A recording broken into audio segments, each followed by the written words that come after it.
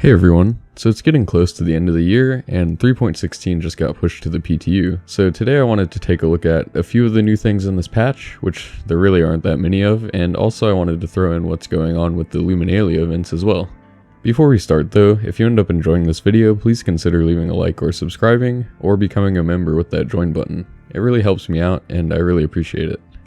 So whereas 3.15 was a pretty big patch with game-changing features like the new medical gameplay and the local inventory system, there's not as much going on with 3.16. This is okay since I think that's given them a bit more time for bug fixes and smaller improvements, like the message that you get in the down state seems to be improved to be a little bit more legible now, and also the random UI glitching effect that's been going on constantly throughout 3.15 seems to be gone in this patch. But yeah, this patch is mostly about some small changes and tweaks. The one addition I'm looking forward to the most though is definitely Jumptown 2.0. So this isn't in the PTU yet, but they covered it on the most recent Inside Star Citizen if you want to get a preview of that. Basically though, it's another sort of dynamic event that should cause some PvP interactions as players fight to get the illegal cargo that gets produced at the various locations that this event can happen at, and it looks like it's going to be pretty lucrative for whoever can take control of that cargo. So yeah, that sounds like it could be a whole lot of fun, and with the new medical gameplay, hopefully there should be some more depth to trying to secure that area around the facility, as you should have an advantage if you're able to have people around to either heal you or have something like a Carrack or an 890 around for respawns.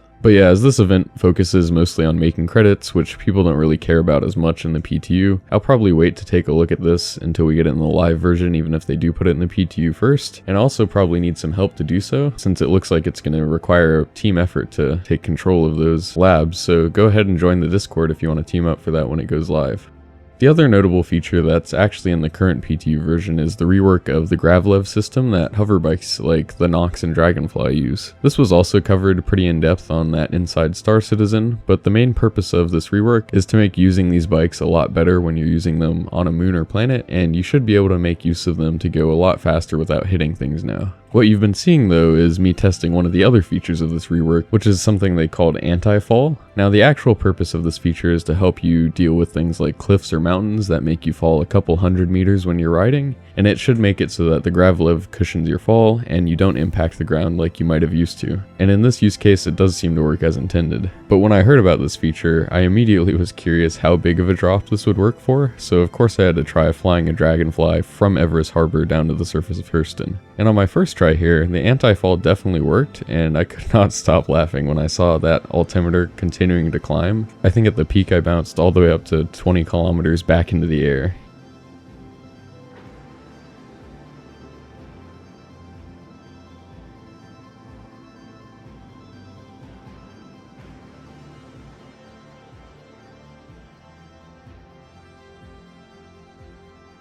Unfortunately, when I came back down after that first bounce, things didn't end very well. You are clear to launch. So yeah, after that experience, I wanted to see if I could reproduce a bounce like that, and maybe even survive the fall. But unfortunately, the second time, I immediately blew up on impact. So yeah, I'm pretty sure that first bounce is not intended behavior, and as they're working on this new system, they're probably going to try to make it so that that doesn't happen at all. But it would be kind of cool if they'd just leave it in. I think it would be a lot of fun to be able to use a Dragonfly or a Nox or something like that as an orbital drop pod, but I guess they need to have some sort of realism. But yeah, let me know if you guys try this out, and if you've successfully made it down to the surface of a planet from space on a bike. I'm going to have to keep trying until I do.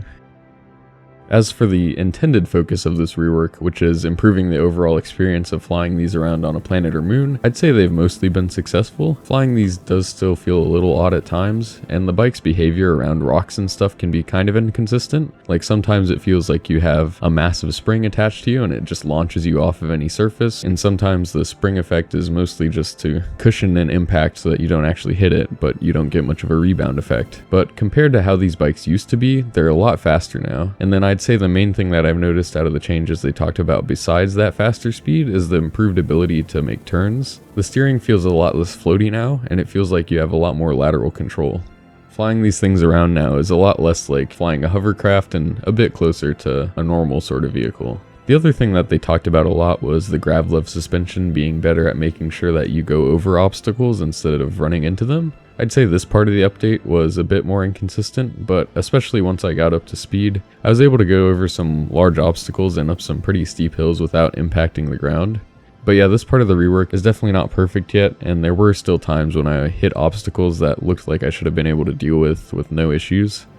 And then the last feature that they added is height control, which you can see me demonstrating here, and this mostly works well. But yeah, this should let you adjust the height of your bike off the ground using control and space to either lower or raise it, and then the bike should stay at the level that you set it at.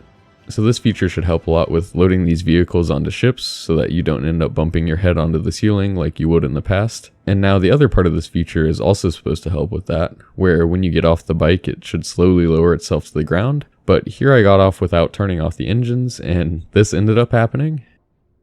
So yeah, as long as you don't mind having a very high likelihood of being killed, these bikes are a whole lot of fun in their current state, and I'd recommend taking one out to mess around with, just for the laughs. But yeah, once they get these odd behaviors ironed out, it should be a whole lot more useful as well, because when things were working as intended, it's a big improvement over what these bikes used to be like.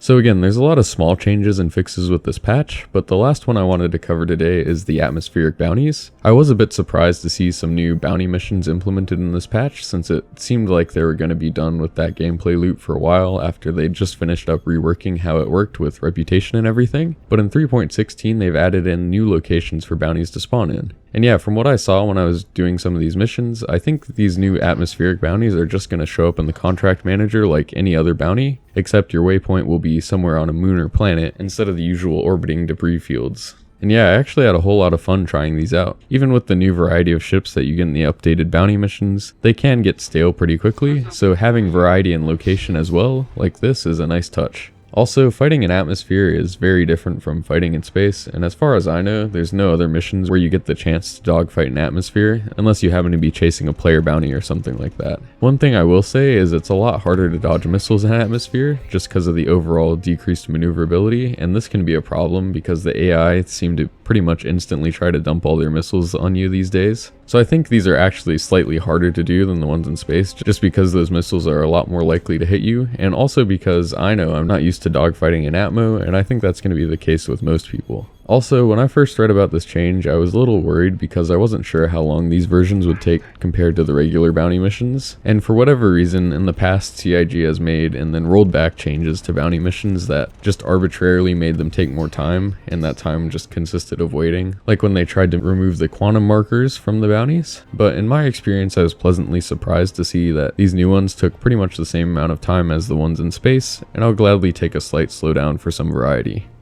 And speaking of variety, it seems like bounties are finally going to be coming to Microtech and ArcCorp, which I'm really happy to see. I earn a lot of my credits in game doing PvE bounties, and the fact that you could only find them around Hurston or Crusader in the past meant that that's where I spent most of my time. So yeah, in the PTU I got the regular trial missions for Hurston Security and Crusader Security, but missions also showed up for Microtech Security Force and for ArcCorp. Now I didn't see any more bounties spawning in either of those areas after I completed those qualification missions, but I think that could have just been the server that I was on, and hopefully these planets will have full-on bounty missions available now. I'd love to be able to grind out some bounty hunting around Microtech or ArcCorp just for a change of pace. But yeah, overall this is a small change, but I think it's going to add a nice bit of variety and it could make a big difference.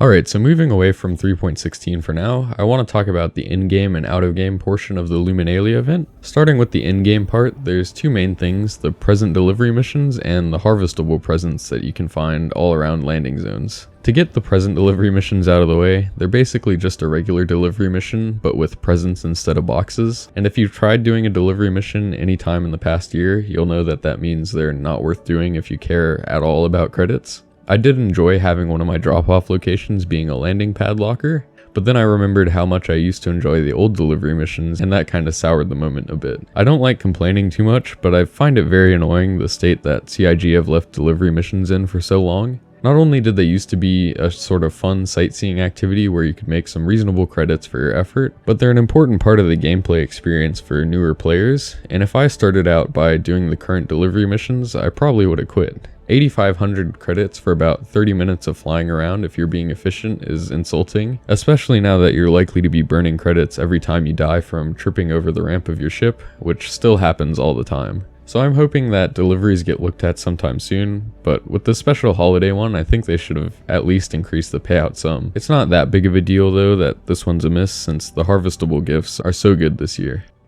So yeah, moving on to these little harvestable gifts. These are pretty much the same as last year, except it seems like they've really cranked up the spawn rate and added a ton of spawn locations for these.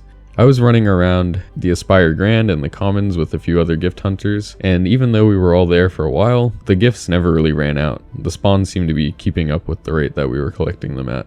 And you'll see me here picking them up and storing them in my backpack, but I think what I'd actually recommend doing is just picking them up, opening the inventory tab, and then dragging them into your local inventory, so like my new Babbage inventory in this instance. And yeah, this is a little bit more tedious, but when I went to sell the packages that I had collected after this, I wasn't able to sell anything that I had on my person, so I ended up having to drag everything into my local inventory one by one just to be able to sell them anyway. And yeah, I do hope they keep working on the inventory system. I love the new quick filters at the top for different item categories, and that makes it a lot better to use and find stuff, but it would be really nice to be able to select a ton of things at once, or at least to have a button that you can hold down to just immediately transfer from one side to the other instead of having to drag and drop everything. But back to the gifts though, just like last year, they sell for 1,000 credits each, and with the density that they're spawning at, this means you can make a lot of credits just running around and grabbing a ton of them.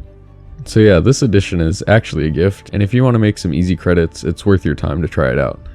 Moving on, CIG is also doing some out-of-game events for Luminalia, so this includes a few community competitions. I'm sure it'll include a ship sale at some point, but there's also the 12 days of gifts. So the first day this year is actually kind of cool. You get a free sweater that'll be attributed to your account, and I'm sure we'll get a few other fun little gifts, maybe even something like a Luminalia themed Finley the Stormwall. Also, we should be seeing the reveal for whatever vehicle that was teased on Inside Star Citizen on one of the days, so hopefully that's something cool. I honestly have no idea what it might be, so go ahead and leave your guesses in the comments if you have any ideas.